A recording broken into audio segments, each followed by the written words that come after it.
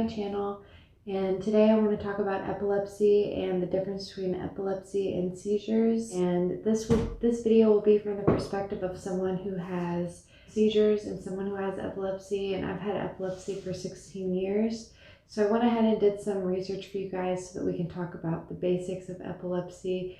So basics such as what epilepsy is, what seizures are, what various triggers can be.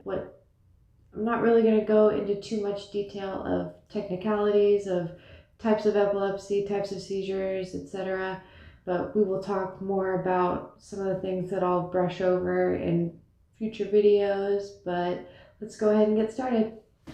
So I am obsessed with etymology, so I wanted to start out by looking at the root words of epilepsy and seizure. So epi, E-P-I, is from the ancient Greek epi, which means upon.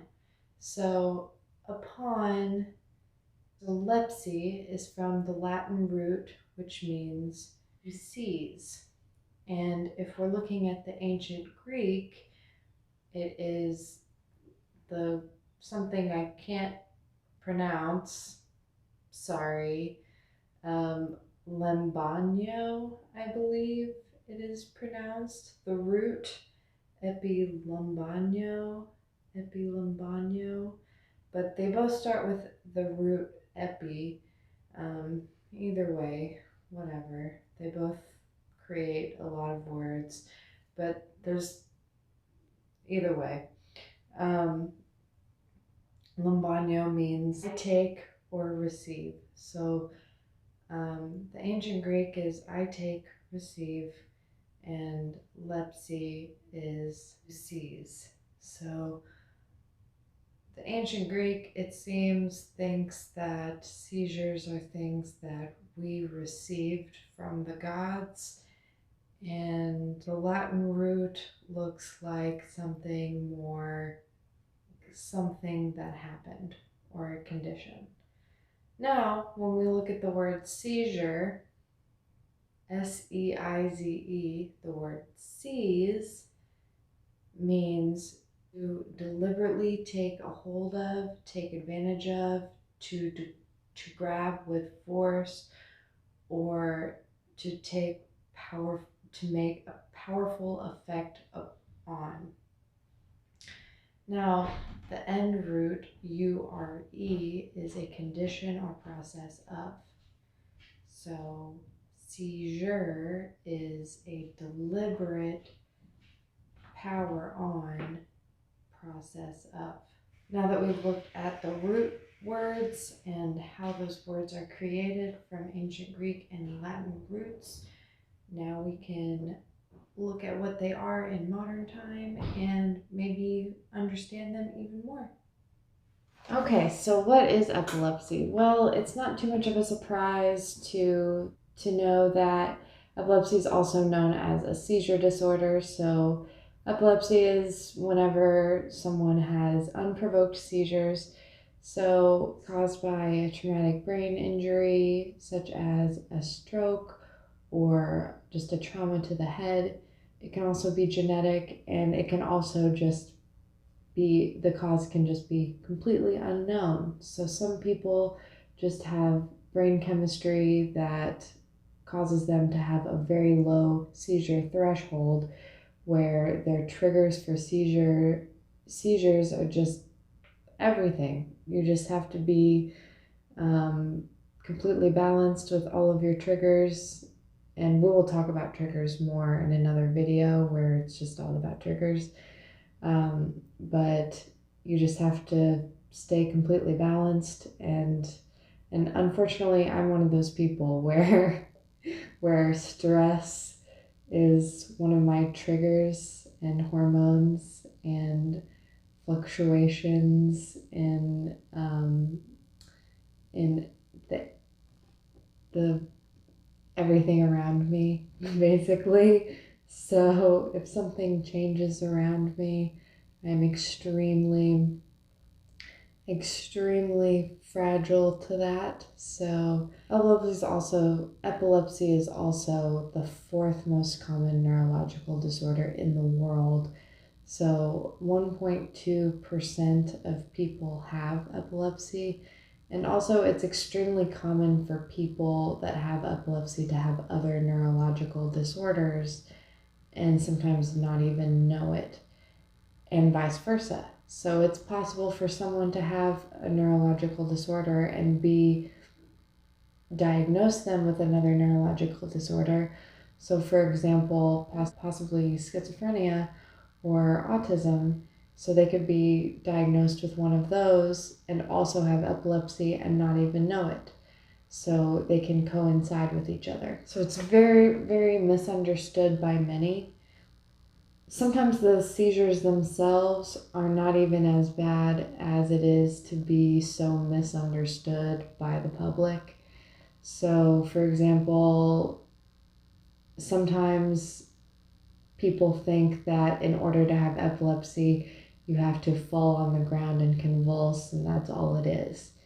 In reality, there's many different types of seizures, most of which people that have the seizures don't even know how to describe to people, which leaves them feeling very isolated to other people because they don't even know how to describe what's going on in their head when other people can't see them having the seizure. How can they describe what's going on in their head if they barely even know how to tell them what's happening? So, and most people that have seizures have more than one type of seizure. So this misunderstood by the public challenge that happens for people with epilepsy is one of the many challenges that happens. So this causes lots of problems in relationships, in careers, in just day-to-day life. So now that we've talked about what epilepsy is, I want to talk about what seizures are. A seizure is a sudden surge of electrical activity in the brain, and this can begin in any part in the brain. And where it happens in the brain affects what type of seizure it is and how it affects the person. So now that we've talked about what seizures and epilepsy are and the root words and everything, I want to go ahead and just brush over what some common triggers are, and let's get started on that. So some common triggers for people, there are a lot more triggers than people think. So some people have them during a certain time of day: poor diet, lack of sleep, stress is a big one. A lot of these are tied into stress. Hormones, illness, fever, overheating, poor diet, dehydration, drugs, alcohol, allergies, certain foods, certain medications, allergies to certain medications, photosensitivity. I'm saying photosensitivity.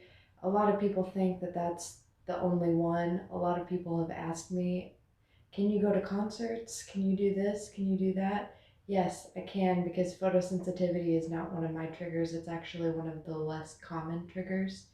And a lot of people don't know this, but noises and high-pitched noises can also be a trigger for some people. It is for me. I'm very sensitive to noises. Also, change in elevation can be a trigger for some people. It is for me. I remember whenever I'm in the US, whenever I was driving across the country, I wasn't personally driving, just to preface that, driving with my boyfriend across the country out west. When we were driving in high elevation, I had a seizure through Colorado. So that's a trigger for some people. So change in elevation, hormones, and during the menstrual cycle, that's a big one for women. And a lot of these tie into stress, and these can a combination of these can be a big trigger for people. And finding out what your triggers are is a really big thing for people. And just certain foods, they're different for everybody. So, for instance, caffeine can be a big trigger for one person and not a trigger for another person. One person might be able to smoke marijuana, another person, it might be a trigger for them. It might help another person. One person might be able to drink alcohol, another person might not be able to. So writing down when your seizures are and finding out what all the variables were during or before that seizure and figuring out what that trigger might have been, that is a really big help. I've done that and I've figured out what my triggers are, and it helps so much. So triggers, I'm going to do a video on that in the future. Thank you so much for joining me in this video. I hope that someone, or hopefully more than just one person, has learned something from this video and it has helped you. And please hit the like and subscribe button if you liked it and you want to see the videos that I put out in the future.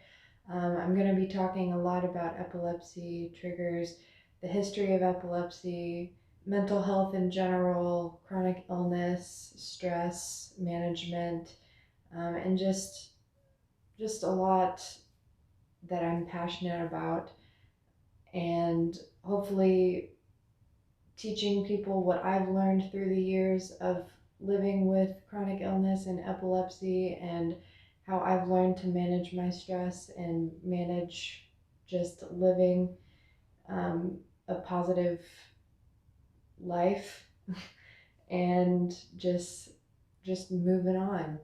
So thank you again for joining me, and I'll see you in the next video.